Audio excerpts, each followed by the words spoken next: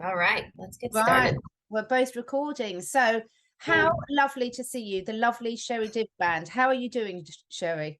I'm doing well. I just finished moving and I am in love with Florida. I just am so happy here. The people are so different and it's a shift of energy. I have a Doberman we've talked about several times who's a high anxiety dog.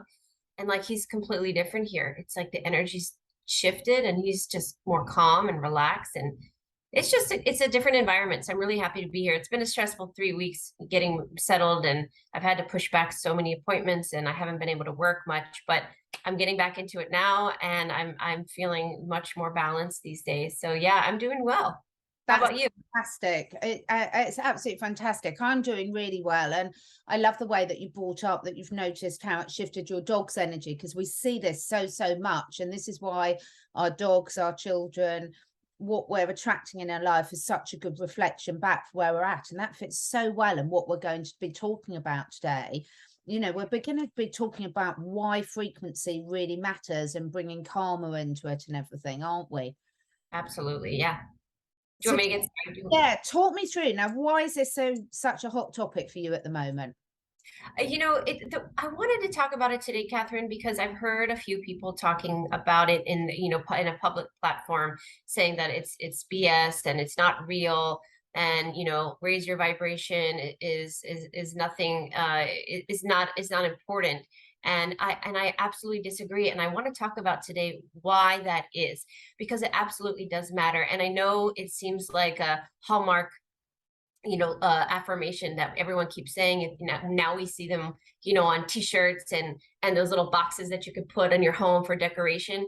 So it has kind of shifted as far as like uh the resonance of it, and how it can be misinterpreted as woo woo. But in the reality of it is that the root of our frequency is everything, because we're energetic beings. We are energetic beings. Our environment is everything is energy. The quantum reality that we're in is energetic.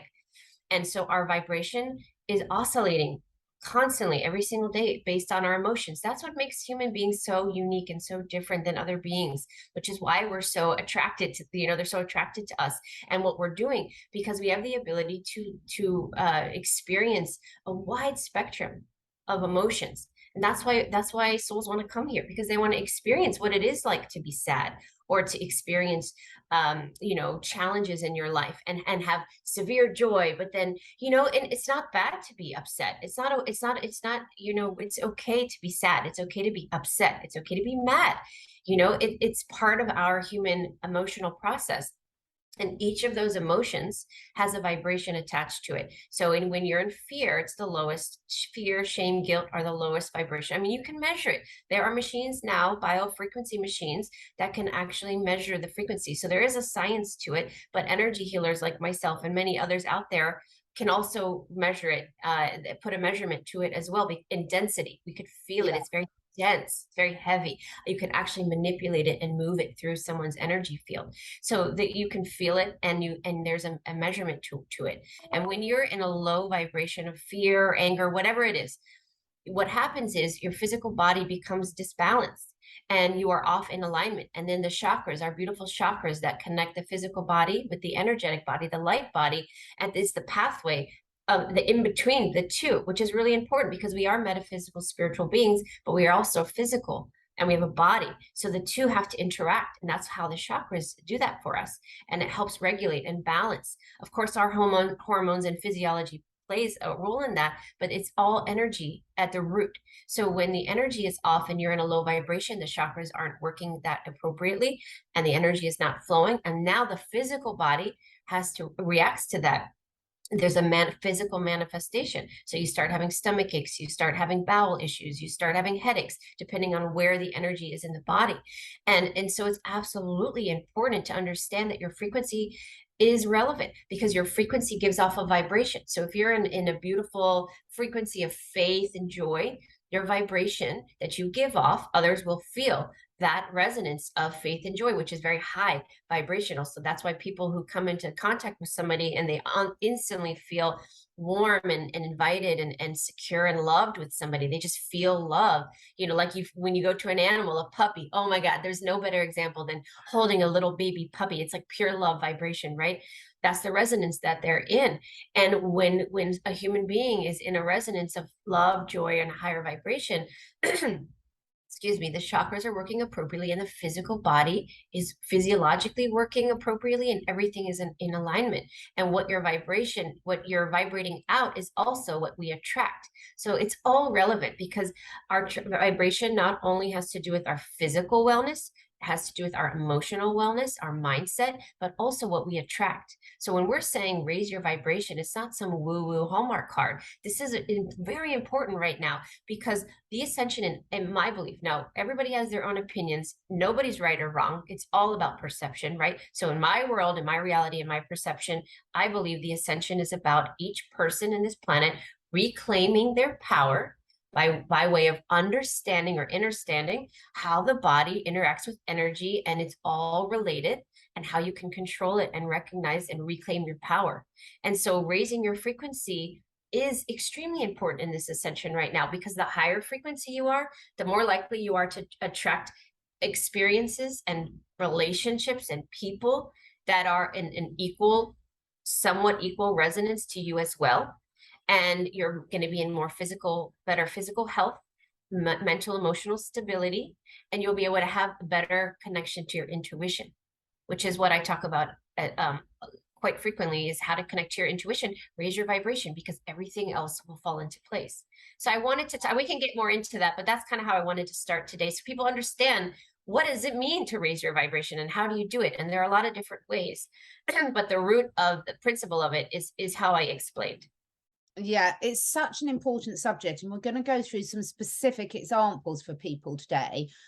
Not from a judgment point of view, but from an example, because it's all about us developing the tools to transform, because energy cannot be created or destroyed. That's one of the bits of science that I happen to really agree with, but it can be transformed into different forms and we see obvious forms of this, like water can be steam, it can be ice, it can be liquid, you know, so we see obvious forms. And I think most people realize now that with quantum physics, with quantum biology and things, that we are all just vibrating balls of energy. So I've been working with light therapy for years as part of my therapies that I offer for people and animals.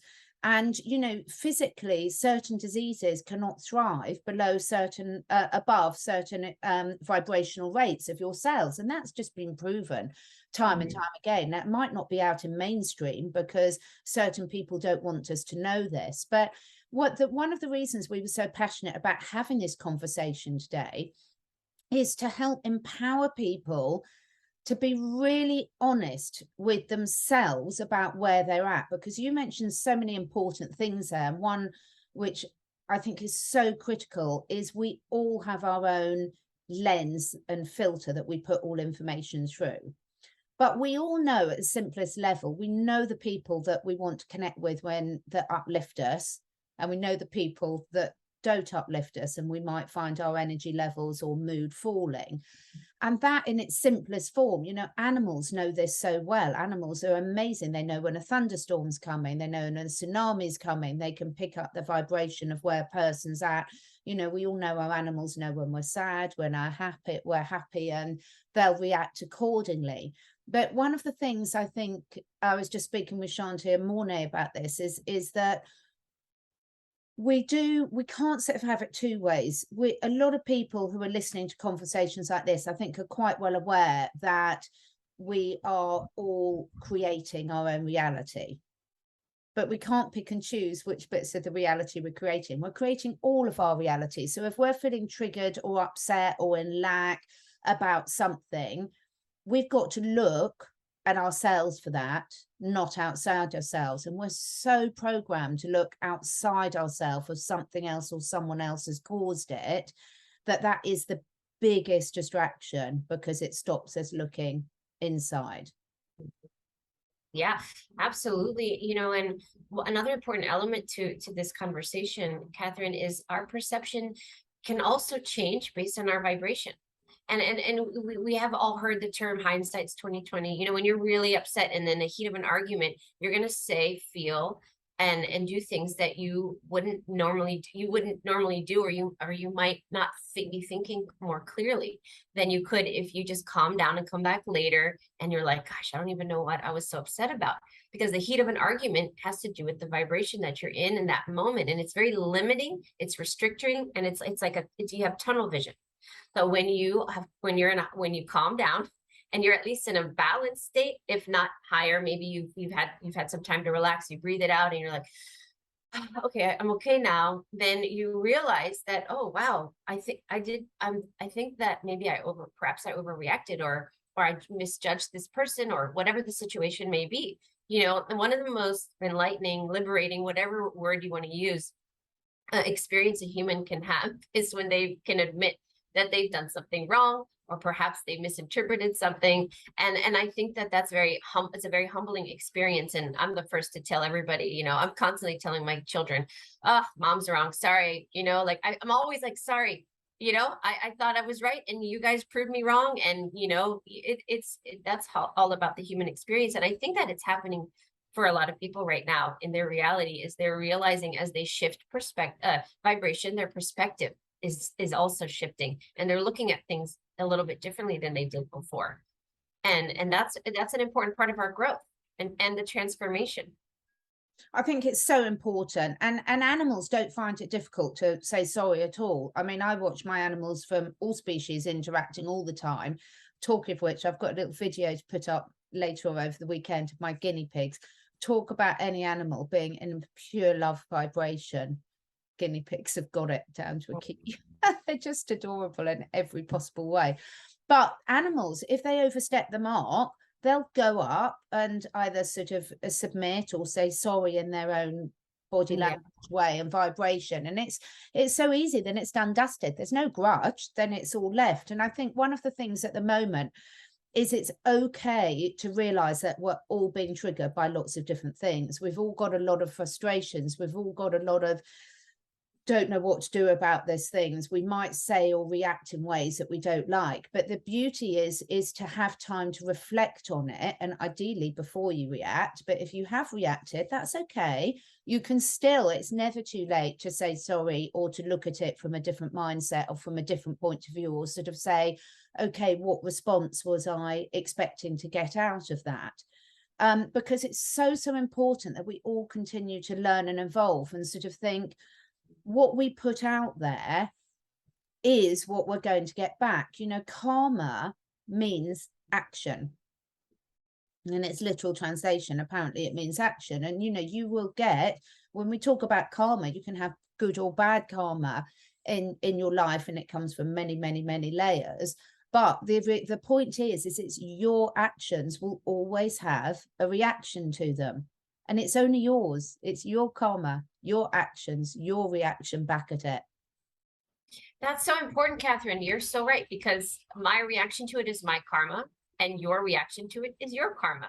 Yeah. We are in complete control, and I feel like that's the key to life. And I try to explain that for decades now to people, and like how you react to it, how you tether yourself to somebody in a situation is going to bind you as long as you want. You're in control of how long it's going to take you to forgive somebody and move on. And I always tell people, try to forgive. It's really, forgiveness is really difficult. And I've been there. I've been there where I'm mad at people for 10 years. Everyone used to say Sherry's like an elephant. She never forgets. I'll never forget, but I can move on and disconnect myself energetically from people. And I think that's an important tip right now, because so many people are going in different directions based on their political views. Every view right now is being tested. But I think that's part of the ascension and traveling through the fourth dimensional field is trying to find your tribe again. And some people are going to lose friendships and family members, and some are going to gain exceptional ones. And then sometimes some are going to meet, you know, we're going to separate and then kind of meet back. That's why I always tell everybody, you know, it's not bye forever. It's just bye for right now, likely, you know. So you need to separate yourself from your mother, your sister, your friend, your neighbor, coworker. That's okay. Do what you need to do separately, because perhaps later on you might find each other again. And if you don't, that's part of your soul's choice and their soul's choice. And there's not much we can do about that. But I think I totally lost my train of thought there when I went, I totally. Well, there's so much to all this. I think it's such a difficult one to get across to people, because obviously when people go into reactive mode, and we are so in reactive mode, and the way that, you know, social media is so bad for that, because, you know, when I was young enough to be at school or growing up with friends, you had to take responsibility for your actions. If you got into a disagreement, it was a face to face, because we didn't have anything online. So when you have those face-to-face interactions, it's much easier to realize that you're going to have to take responsibility for those interactions. Whereas when you're doing it at a distance, it's so much harder because you get away with so much. It's very easy to build up bad habits, I feel. But you get to a stage when you realize that you have to take accountability and realize that it's only you can only control how you're responding to people, what you're putting out there. So shall I read an example that I got today, because it might be good for us to talk through? And that I'm reading this example, I want to make this clear, not from a point of it's a perfect example that I'm really happy. It's an email that came through to me right before I started speaking to Cherie. So it's really important. So this, obviously I won't mention who it's from. So this is an email, and I'm going to read it exactly as it's written. So there's no dear or hello or anything. So you're promoting ASEA. Not only is it super expensive, but to take advantage of the welcome pack, I would need to enroll in a monthly subscription before I've even tried it, which puts it way out of the reach to myself and my daughter-in-law. Therefore, it's only available to the wealthy, e.g. yourself, Mark Atwood, etc. I'm truly disappointed. As with the Root products, the postage alone almost doubles the price. Yours most sincerely. Now, the reason I'm pointing this out to you is not to put blame or laugh at someone, even though it is bringing out a giggle. Luckily, it's bringing out a high vibration giggle in me, not an anger, which is how I would have reacted in the past. And the reason is there's so many assumptions in there. One, that Mark Atwood and I are really wealthy. Well, I know Mark said he is, but I've never said I am. But secondly, there's so many assumptions there, because if you write something down like that, and we all know when you commit something to writing, it gives extra energy to it because you're putting it in a physical form.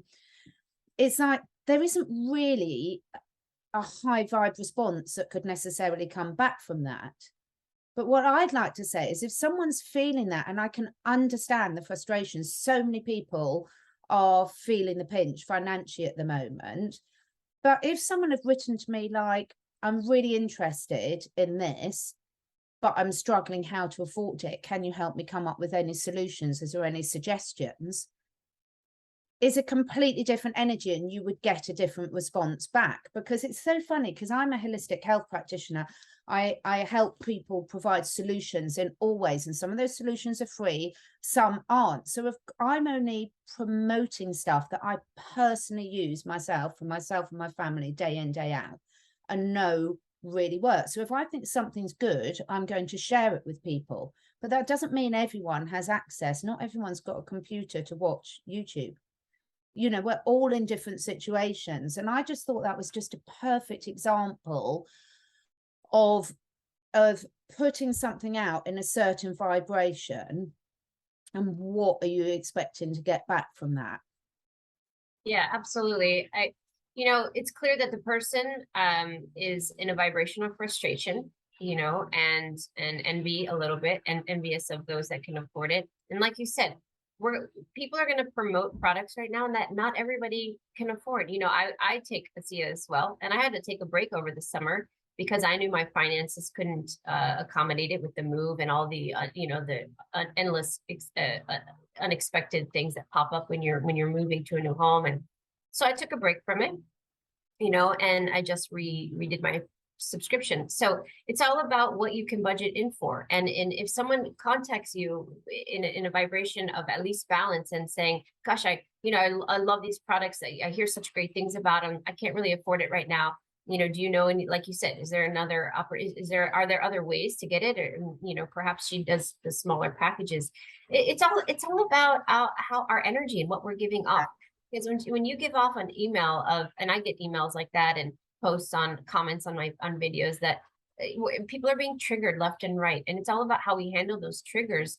It's going to determine how fast you are able to transmute your energy in this field right now, this quantum field of convolution. I mean, it's crazy right now, the array of energy that people find themselves in, all the way from anger, fear, resentment to pure joy. I mean, I work with clients all over the world. I do, readings and healing sessions, and I work with people who are like, despite the fact that everything on the news is negative, negative, negative, and everyone around me seems to hate me, they're like, I feel great. I feel motivated. I feel at peace. I know everything's going to be okay. I don't really have a lot of money in the bank, but it's all about, it's all about how you react to your environment. I don't have endless, I don't have money like that either. So I never talk about that. But I always tell my husband and my children, we have everything we need. And I come from a place of gratitude. I know the universe will always provide for me what I need. If I can't take a SIA for 3 months because I can't afford it at the time, then I'll find other ways to care for myself. Go outside, have vitamin D, live in joy. That is the best medicine, because that's the vibration that's not going to allow, like you mentioned earlier, illnesses, toxins, parasites, none of those will thrive. Dis-ease only thrives in a vibration that's low, which is why we want to be in a high vibration, right? So when you're in a high vibration of pure, when you have faith, joy, excitement is one of the best. Just be excited about what's to come, and living in gratitude. I'm so grateful. Instead of thinking about all the list of things that I have to pay for right now to keep us in this home and all the unexpected costs, I'm like, I'm so grateful for this home. I'm so grateful that we made it here in one piece. I'm so grateful my pets are doing so amazing. My cat too is the happiest he's ever been. We have this huge like outdoor area that's covered, so he can just be outside, because he's a Sphynx, so he can't be out like a traditional outdoor cat, because he can get sunburn. His skin is vulnerable to brushes and things like that. And of course, he's a target to wild birds because he looks like a rat, So I can't let him, but he wants to be outside. Now he can be outside like 90% of the day. It's in safety, but he sees the birds and he's so happy. He's completely at peace. He loves it here. So, and my children are happy. And I'm thinking about all the things that I'm happy about and all the things I'm grateful for. I have a rule, and I would love to share this with people. I know right now, because of the clients that I speak with and friends and family, that a lot of people are having a hard time sleeping right now. Are you having a hard time sleeping? Okay, and some I'm having a hard time sleeping, but there's a but to there, but I'll come on to that. I don't want to disrupt your flow. Yeah, well, regardless of why you're having a hard time sleeping, the point is that when you're up in the middle of the night for hours on end, it's like 2 a.m. and you're laying in bed and you're like, oh, I wish I could sleep right now. My rule is, because that tends to be the time that people start to get the brain going, and they're thinking, oh my gosh, I got bills to pay. When's this money coming in? They start going down the list of negative things, and they start to get fear. They're in fear mode. Next thing you know, your body goes from this nice parasympathetic relaxed mode of sleep to now it's in sympathetic adrenaline based fight or flight. You're definitely not going to go back to sleep, and if you do, it's going to be a very disruptive, non-balanced, you're not going to have good sleep, because you've now put your body in a state of panic, of fear, of anxiety, because you're thinking all these negative thoughts. So I started this rule really during the pandemic period, because I was thinking about all of these crazy things and documentaries I was seeing, everybody was going through it, right? Learning, disclosure. And I would find myself up in the middle of the night, just just so overwhelmed. And then money, I wasn't working, like everyone else, not like a lot of people. And I was like, I can't pay my bills. And I was freaking out. And I said, you know what, Sherry, this is not the time to be in fear. When you wake up in the middle of the night, what I started to do was I started to first breathe, because I'm a big practitioner of breath work. And I brought myself back to balance. And I said, you're only allowed to think about the things you are in control of and the things that you are grateful for. So to this day, and it's been years now, when I wake up in the middle of the night, as soon as I find myself worrying about something or anything creeps in like that, I immediately say, okay, Sherry, what are you excited about? What's to come this week? What are you doing tomorrow that you're grateful for? And I literally shift my whole mindset. Now, I don't always fall asleep, but I do not allow myself to be in fear mode. And I think that that's a great tip for everybody right now, because so many people are having this insomnia. And if you just try to think about positive things, think about what you're excited about, what you're grateful for, and what you can control, and solution-based thoughts, you will get through this period much more easily and more in balance. It's so, so important. And the reason I was saying there's a but with mine is I don't ever sort of go to sleep and then wake up and can't go back to sleep. But what I've got into is quite a bad work habit, because a lot of my clients, because I'm like you, I work with private clients all over the world, and a lot of them are in completely different time zones. So I've been working later and later and later because I love my work so much. But I'm also up very early in the morning with all my gorgeous rescue animals and everything, which I equally love. So even though I know how important sleep is, I've got into bad habits with working too late. And then if I'm on the computer, my brain doesn't switch off. And it's so funny that you were saying that, because that's exactly what I do. So breath work for me, which is completely free, and there's so many amazing resources and so many different types of breath work you can do. You will find something that resonates with you. And I use different techniques for different times. So if I want to energize myself, I'll use the Wim Hof technique. If I want to calm myself down, I'll use different techniques. But also I've got my little journal by the side of the bed. So if there's something on my mind, I write it down and then I can forget about it. And that really, really helps me, because, whether it's just something like, oh, I mustn't forget to get back to that person tomorrow because I'm a bit behind with my emails, or if it's like, something that, as you say, that you're really grateful for. And then the other thing I do is that, without fail, the last thing before I try to go to sleep, or lie down to go to sleep, and the first thing when my eyes open in the morning, is my gratitude. And it transforms my whole day, because everything is perspective. So I get so much stick from a lot of people. Can you believe it?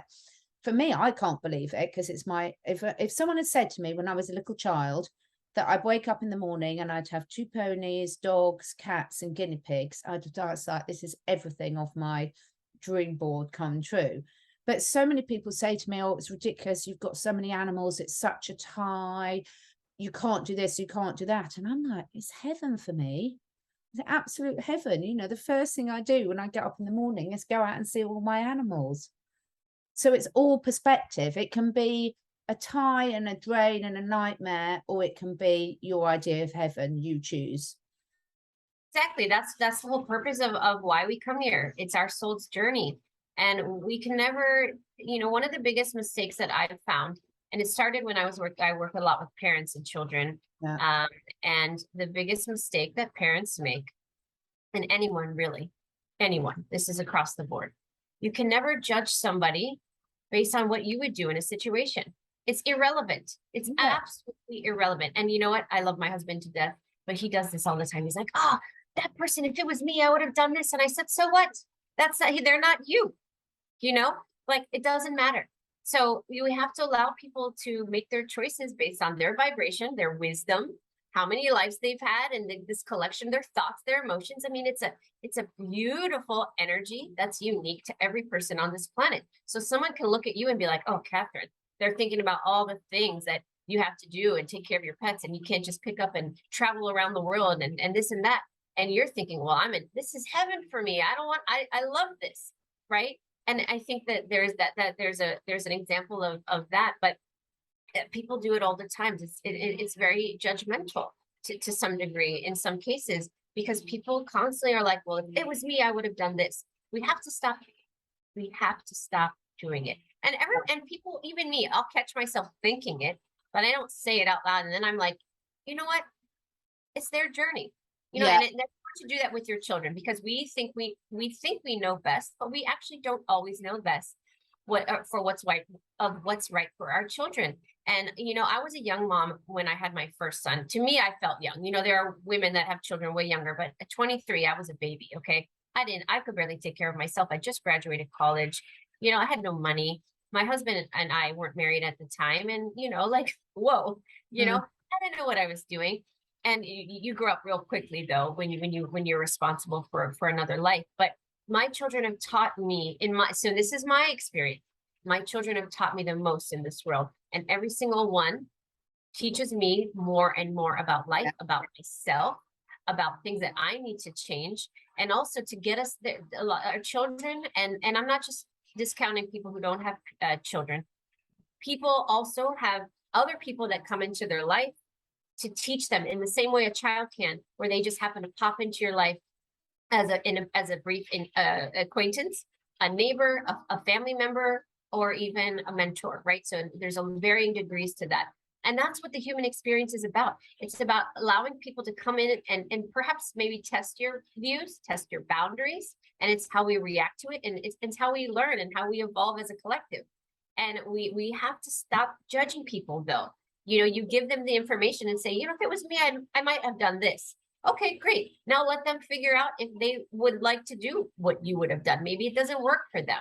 And this is, I really feel like we have been trapped in this third dimensional reality, this thick, dense, fear-based, convoluted matrix for way too long. And part of the ascension is us breaking free of that and reclaiming our oneness, our connection to our sovereignty individually, and then collectively we come together in a different vibration of love, unity, oneness, and we shift humanity, right? That's the whole point of everything that we're doing right now, or why, you know, I take time out of my day and you take time out of your day to put on these, to make these videos, to help people, to guide people. You know, I am not a preacher. I'm not going to tell anybody that I am right. This is my view. And if it resonates with you, that's wonderful. I love to help people. But if it doesn't, then you just turn the channel and switch and watch somebody else. Because everybody does have a perspective that's different. And, you know, not everybody's going to agree with what I say. There could be people right now saying she's full of shit, you know? Okay, well, I'm sorry. And you'll find, I hope you find the right person that can guide you in the direction that you're going. We just don't have a resonance that matches. Yeah. And that's where we are right now. And I don't judge those people. I don't judge those people that have different political views than me. I don't talk about my political views. I'm not outspoken about that.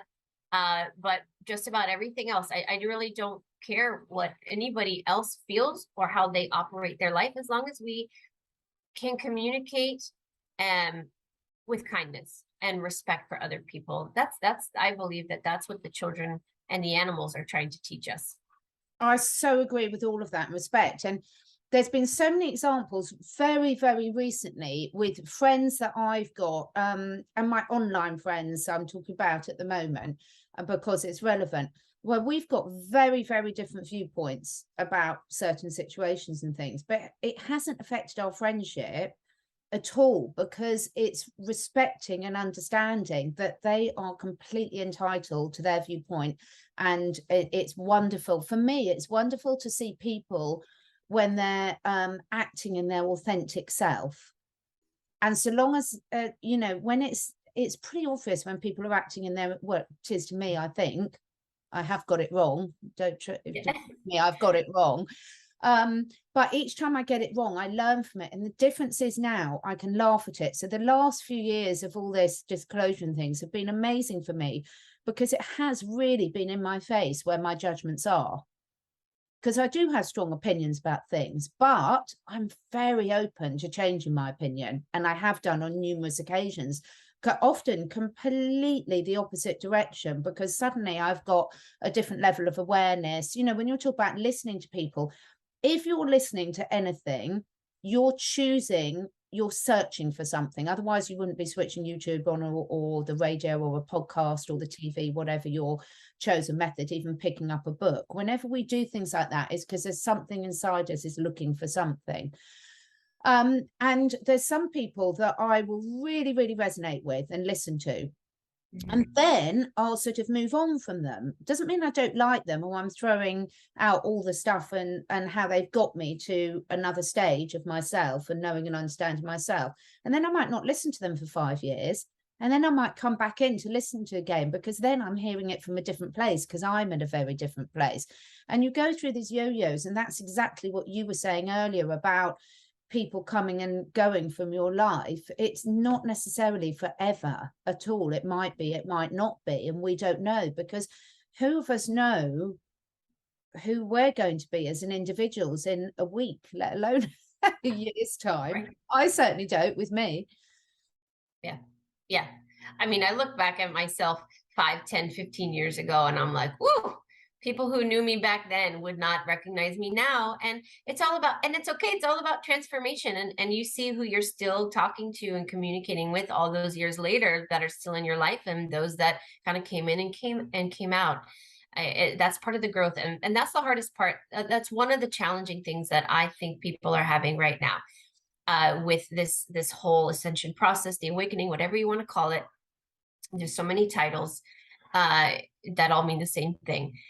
Our evolution is the what's the word I'm trying to think of? I just lost it. Where the difference of opinions between people, and their arguments are getting very heated between parents and children and spouses and siblings and neighbors and the coworkers, and people are just angry at each other and throwing swords, and you're right, you're wrong, I'm right, and all of these things. And it's we have to step back and stop fighting with each other, and recognize that, like, we're all on our own journey. We all have our own eyes, that and the perceptions are shifting, and some people have their intuition connected and some don't.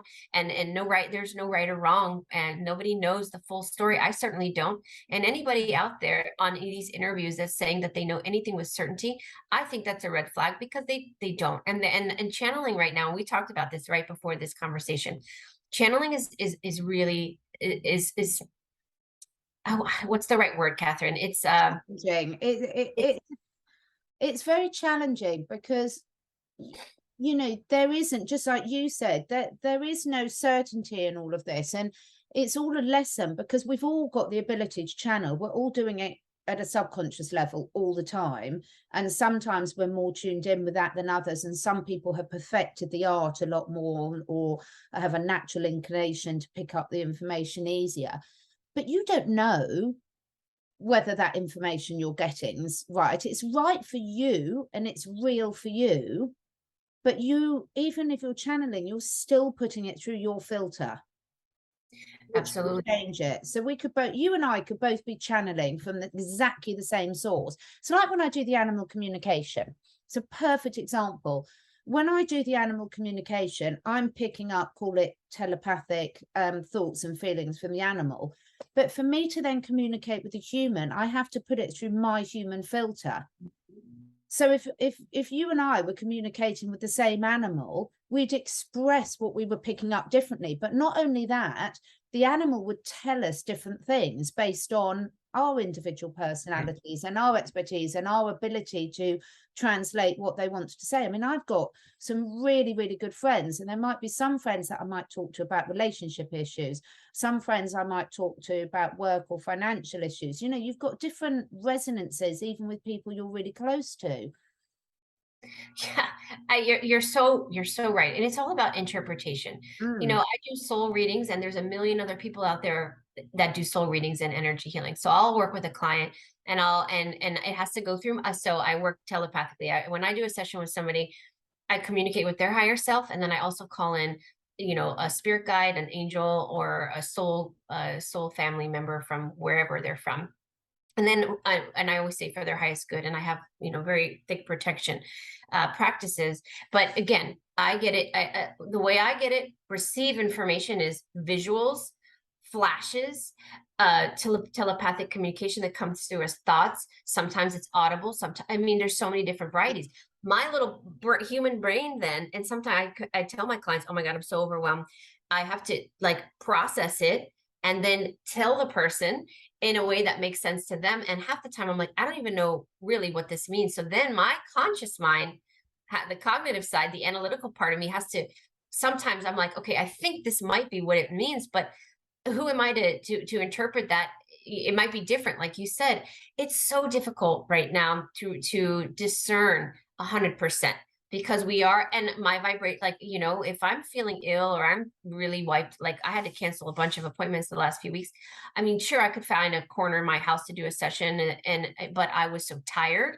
My vibration was probably pretty low because of just constant unpacking and lifting, and, that I don't think I would have been a good conduit of energy, or I Yeah, wouldn't be able to receive, because I would have. So our vibration can also change how we interpret, and there's so much that the clarification is never going to be 100%. Nobody, I don't care who they are, can ever exactly. tell somebody 100%. And I've had sessions with people where I've told them something and they're like, well, I had a session with so and so last week, and they said that I tell, oh, I'm feeling Arcturian energy around you, or whatever, Syrian. And they're like, oh, well, so and so said I'm Pleiadian, and it contradict. And I said, listen, first of all, nobody is from anywhere. Okay, we're all from light. So whether our light decided to incarnate on Sirius B for 100,000 years, and then we went to Pleiades or wherever, what I'm seeing in a session might be that your soul feels like Pleiades is home for you. But in the reality of it, on a grander spectrum, nobody's from anywhere. We're from light. So you can't say you're from somebody. Like, I'm from California in this life, in this body, because I was born in a hospital in Los Angeles, California. That is fact. But where you say my soul is from, my soul origin, is very hard. So I tell people, listen, that person could have seen a lot of lifetimes in Sirius, and I'm seeing Pleiades. I'm just throwing out a bunch of Yeah, places right now. But you get the point. Who's right? Am I right? Or is that person right? And I tell them, honestly, I think we're probably both right. We're just interpreting the information that we're receiving right now. And now you, as the sovereign being, needs to decide what you want to take of that information. What resonates with you, that's your choice. That's your freedom, your free will. And so this is crazy, right? Like, trying to interpret, trying to understand all the different perspectives. And I think that the part of our evolution is being able to accept that and know that you don't know everything, and nobody's perfect. My daughter has this thing lately where she's like, I'm not perfect, mom. I'm sorry. And I'm like, whoa, I never want you to be perfect. There's no such thing, Aramis. no such thing. And your definition of perfect would be completely different to Yeah. mine. I mean, I do think that every guinea pig is perfect. But no, I'm jesting with everyone, although I'm not really. But I do think if we all look like guinea pigs, there'd be no wars, quite frankly. But in all seriousness, it does make me laugh, because I think the thing that us humans quite often forget, and again, every time I'm saying this, folks, I'm putting my hand up and saying, me, I'm a human this life as well.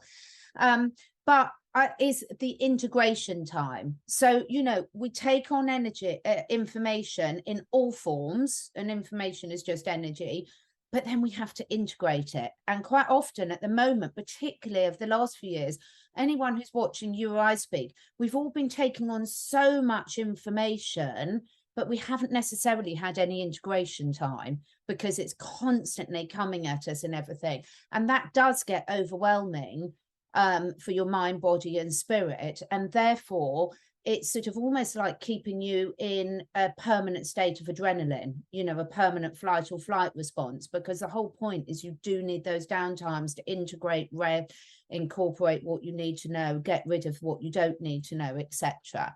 So I think when I was looking into the subject of karma before this, it's almost like, and I've heard, I can't remember who said it, but I have heard this before.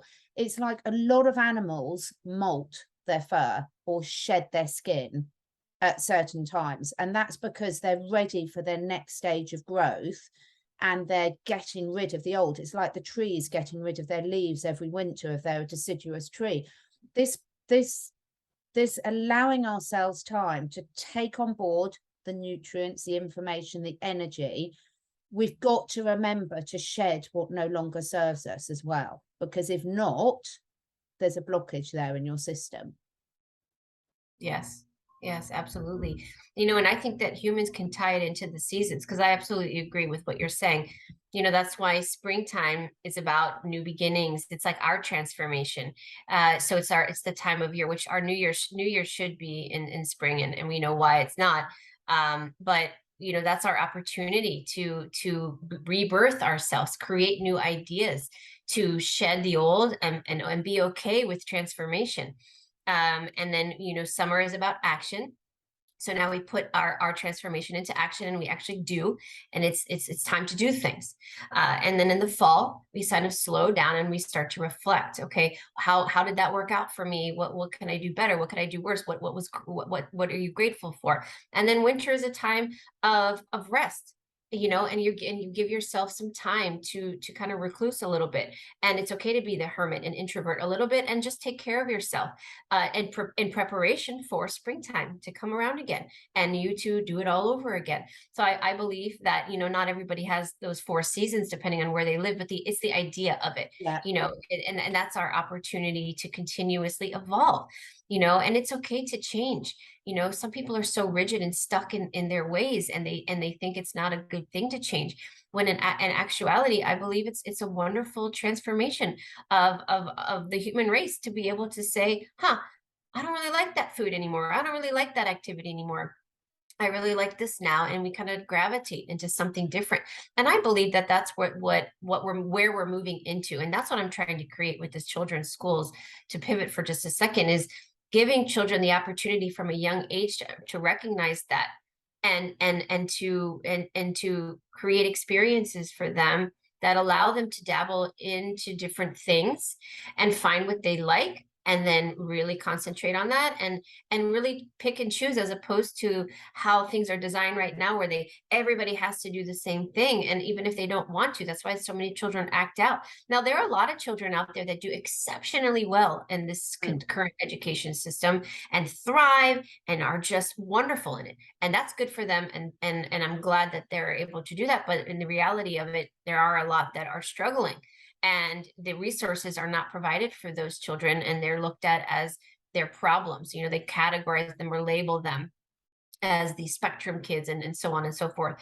And we need to get out of that, with everybody in humanity. Like, it doesn't matter your age, you could be a 90-year-old woman, and she needs to be looked at as a dynamic, uh, sovereign, beautiful being that is still able to change. It doesn't matter our age, and I feel like that's a good lesson for us right now. But karma is about, there's positive and good, there's good and bad karma, and I think people also forget about that. We Yeah. have great karmic relationships. I have wonderful karmic relationships with a lot of people, children, my husband, you name it, right? We are together to karmically create or guide or help each other, and it's beautiful, right? My children, your children. And then there's bad karma, or negative karma. Really, we should use the word negative, not bad. And that's karma that, it's nefarious, or it's out of our control, or it's part of the matrix that's designed to keep us, like, negatively connected to people. And that's what, another part of this conversation today that we wanted to talk about with everybody is, how can we disconnect from negative karma, negative energy, and negative contracts right now?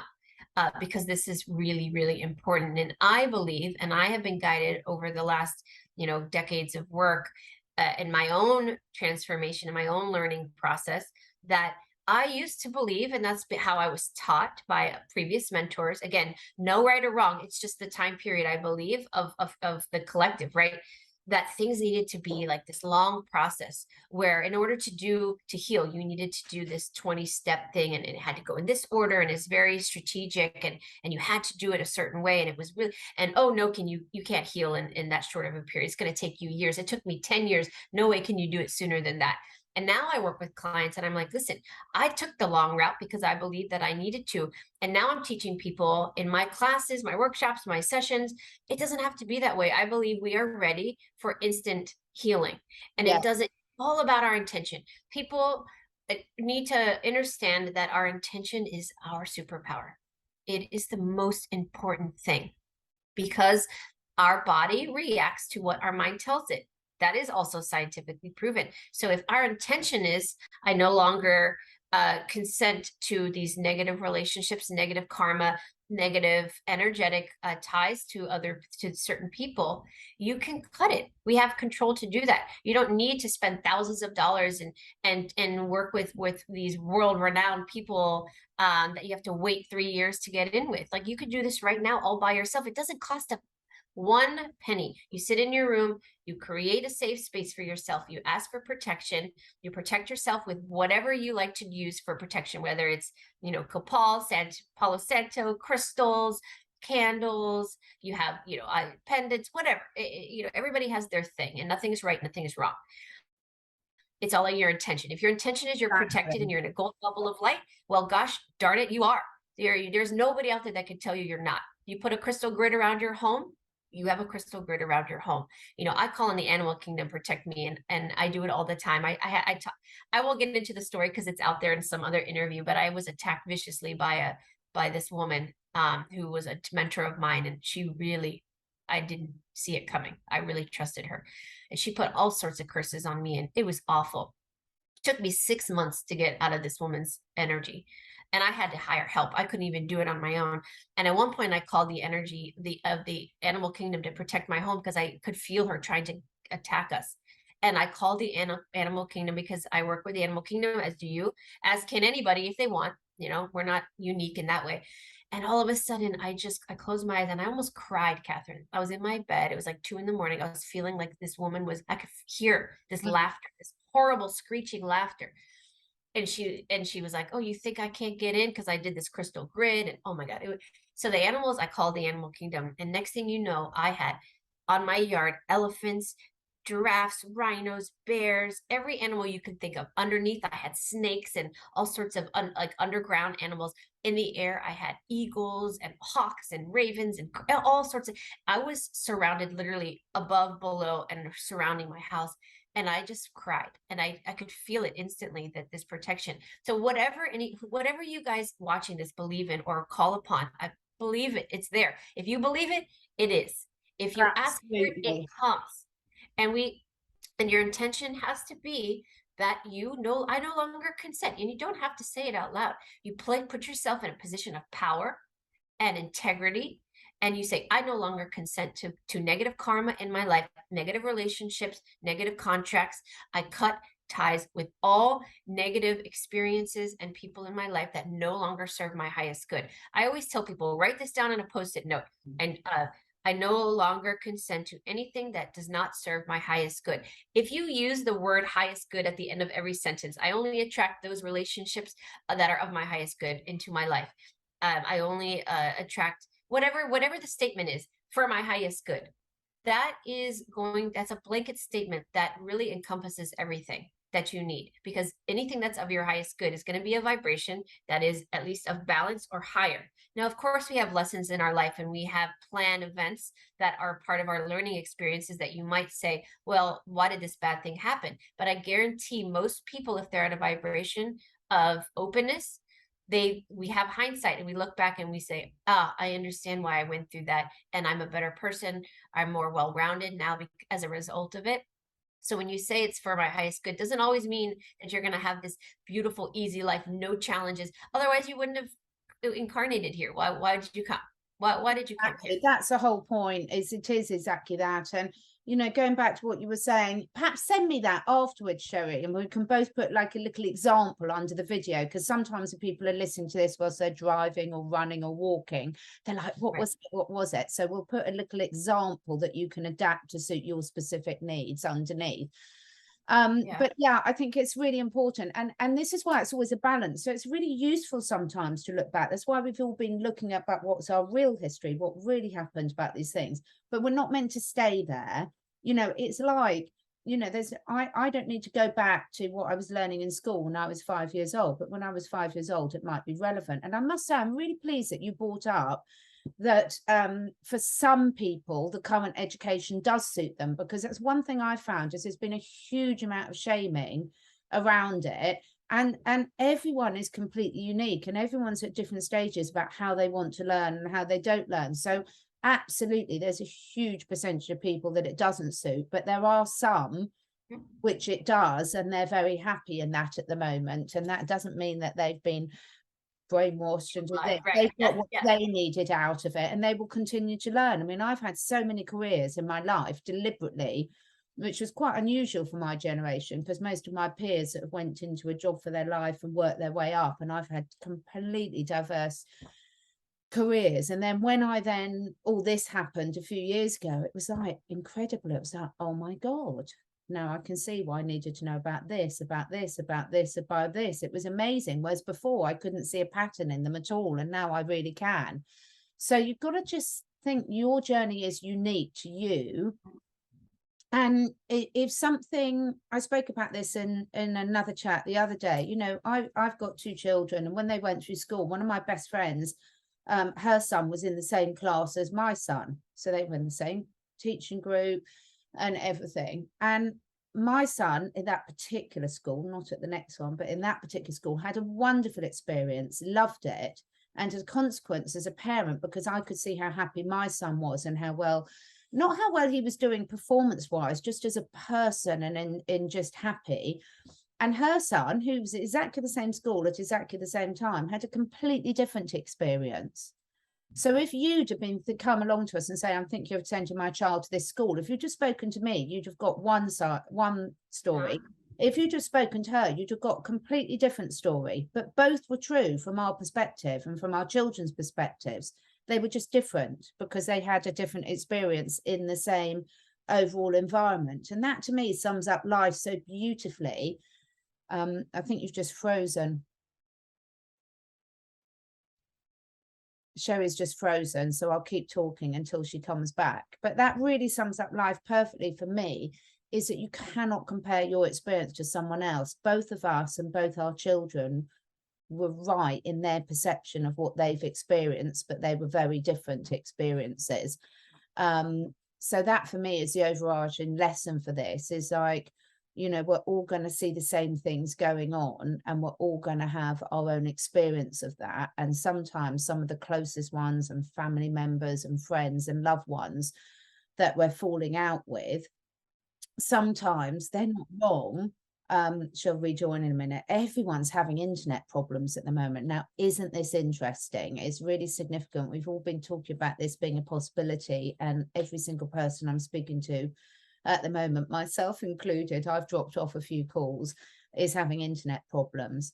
So I think, this is where the kindness and the respect comes in, is respecting that just because someone else sees life very, very differently doesn't make you right and them wrong, and it doesn't make them right and you wrong. You're just here to learn different lessons and putting things through your own unique filter, which is really, really important. It doesn't mean it's easy, though. It doesn't mean it's easy, because we are all going to have our triggers. And as I mentioned yesterday with Jamie and Bryce, for me personally, I've had a very wobbly week this week. I've been tireder than usual. I'm not the type of person that gets tired easily, but I've been tireder than usual, mainly caused by bad work habits, because I haven't taken my own advice and I've been overdoing it a bit, because you can hear my becauses, which you could see if excuses or not, but because I love my work so much, I sort of do tend to overcommit myself a bit. And also I love my out of work activities a lot as well. So when I look at my things and think, what do I want to drop? It's really hard, because there's not an obvious candidate of thinking, I don't want to do that, although cleaning the house would be on that list. But yeah, that's not something that I do particularly enjoy. So I think everyone's going to have different wobbly stages at different times. And that to me is what good friends are for, is to recognize if you're having a wobbly stage and to be there as a supporting arm, give advice if you want advice, listen if you just want listen, or be there for you, because we're all going to have our wobbles at different times. I'm just going to see if Sherry can rejoin. Yeah, I'm sorry. I just went out. Okay. Oh, I was just saying, it's really interesting. Over the last week or two, everyone, myself included, there's always been some person that's lost connection, which is quite interesting, isn't it? Since we're talking about permission to record again. Pardon? Can you give me permission to record again? Oh yeah, one sec. Let me do that, and I can send you it as well. Okay. Yeah, so it's really interesting how every single recording I've done with someone recently, either myself or one of the other participants has dropped out. So that's quite interesting, isn't it? In terms you of want to hear something you want to hear something even more interesting? I literally had a premonition, 2 seconds. I swear to you, while you were talking, I had this vision. I was like, something's gonna happen and we're gonna lose connection. And like 3 seconds later, God, it was a power went out in my house for like 3, 4, 5 seconds. It was crazy. Like I knew it was about to happen. It's funny. I was on with Shanti and Mornay from South Africa today, and they were saying it's that obviously they in Africa have been experiencing being limited powers and having their power switched on and off for 10 years now. And of course, you know, there's a good chance that could be coming to other people and the rest of people as well. And it's funny because when it happens, I'm just going to apologize to listeners. You never know when you're the person left on whether to keep talking or pause it, because some people come straight back in, Yeah. and other people just drop out completely. So, but anyway, you're back. So before we finish, is there anything else in particular you wanted to cover today? Yeah, well, I just want to go back to what you were saying about the children really quickly because we got cut out. I haven't spoken about this publicly yet, but I do have a son. My oldest is 17, and he did very well in school. He's about to graduate high school this year, is his last year, and he's one of the children that you talk about, like your son. He did exceptionally well in school. He never had a problem. Did He loved it. He loved school. It did just fine. And he's not programmed. He's a very intelligent, smart, wonderful, balanced, young man. And it suited him well. So it's what I'm trying to create. And I keep telling people, when I do interviews, this is all I'm trying to do is create an alternative education platform. I'm not trying to take over the whole system. I believe that there should be options though, and there aren't enough for those that don't do well, because my younger two are not doing as well. And I've thought about homeschooling, but I'm terrible at teaching my own children, and I have no patience. So like I know, let me stay in my wheelhouse, right? But they're not doing well, and so there's no right or wrong, no judgment. It's what's best for your child. And I just want there to be other opportunities available for those that do not do that well. But my son Jordan, he did great. He's Yeah. fine. He never complained, never had a problem in school. And my younger two, it's just not the same story for them. But they're 7 years apart from my middle, and my oldest. So a lot of time went by, and the children that are being born right now are just, they're different. They're different, and I think that they're asking for change. But that doesn't mean that 100% of the children across the board, across the world, are gonna fit what I'm creating either. So, and I think that's the point of this conversation today, Catherine. Right? Like, there's no right, there's no Yeah. wrong. That's it. It's just about being dynamic. I feel like if we could create a humanity that is more kind and compassionate and empathic to one another, but very dynamic, so that I think we should have more choices, and we shouldn't be controlled by the powers that were. We should have the ability to create pockets of communities and do what work, because that's what they used to. That's what the indigenous tribes and cultures have been doing for hundreds of thousands of years. Back in Atlantis, back in Lemuria, before things became corrupted, they were thriving just fine for a while before the hierarchy started, and what's it called, technology, became a leverage. They worked just well with what skills they had, and I think that we need to get back to that. Working together as a large team, as opposed to competition. I've been outspoken about this forever. I am the least competitive person you will ever meet. I don't care if I win. I'm all about like just having a good time. And then there are a lot of people who hate that about me, my husband included. He just drives him crazy when we play a game, because he's like, I play to win. And I'm like, I don't care. If I win, I just want to have a good time. And I'm trying to teach my children that. And they joke about it too. We one thing we inherited in this house that we just got is a pool table. They left it for us. And I was like, cool. And we've been playing like every night. I'm terrible at it, by the way. And my son, my middle son, he's the funniest kid you'll ever meet. His name's Skylar. And he's like, Mom, I know you don't play to win. And he jokes, but if it was dad right now, he'd be like, I'm playing to win. And like the point is that the kids think it's hilarious. They make a joke out of it in this house because they know who they're playing with and what they can expect. And I teach them, I just want you to have a good time. If you win, great. But if you lose, did you have fun playing the whole time? Because I feel like sometimes when we're in competition mode with anything in life, games, work, how much money we have, and people are constantly competing with everybody who has more stuff. Who cares, right? I don't care, but maybe they do. But are you really happy? Is the journey happy for you? That's the thing that people need to think about. Did I have a good time in my life? Was the journey exciting and fulfilling? I don't, in my perception could be wrong, but I don't feel like a lot of people who are in uber competitive mode, working from ego, are really enjoying their life that much. I could be wrong, but what do you think? I think it really depends. So, I've got family members who are really into competitive sport.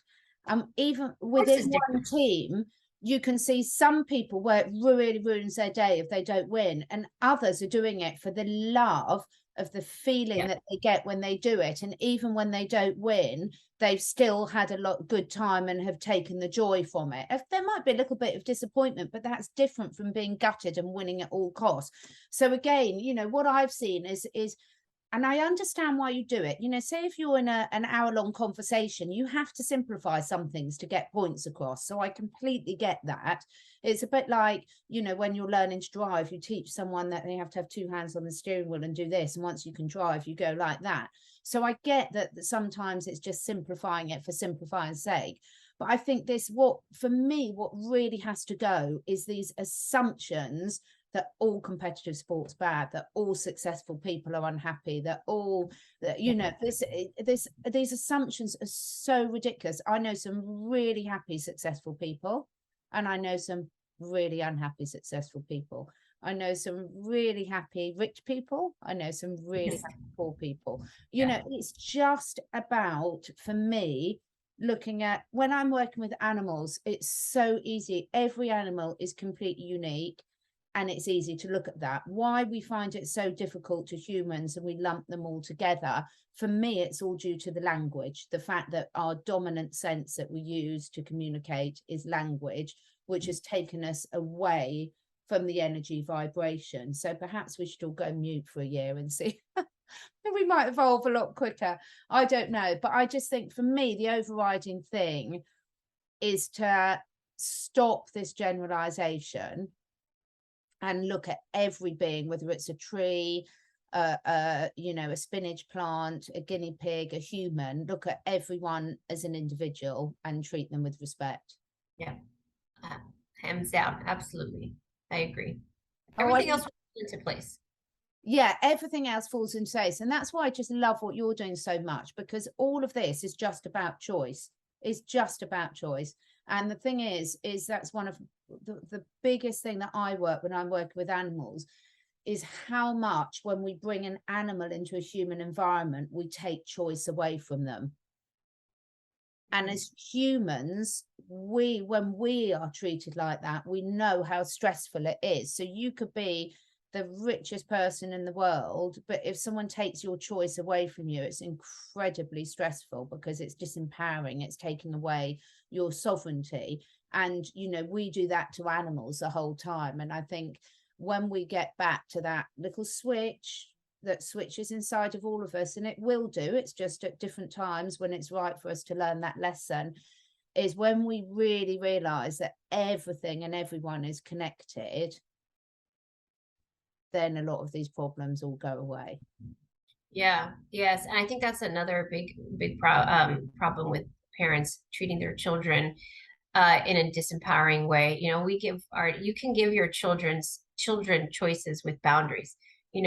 Children want to feel empowered, just like animals. They want to have choices. So, you just give them choices within a realm of possibilities that you're open to, and that teaches your children that they do have a choice. They do have a voice.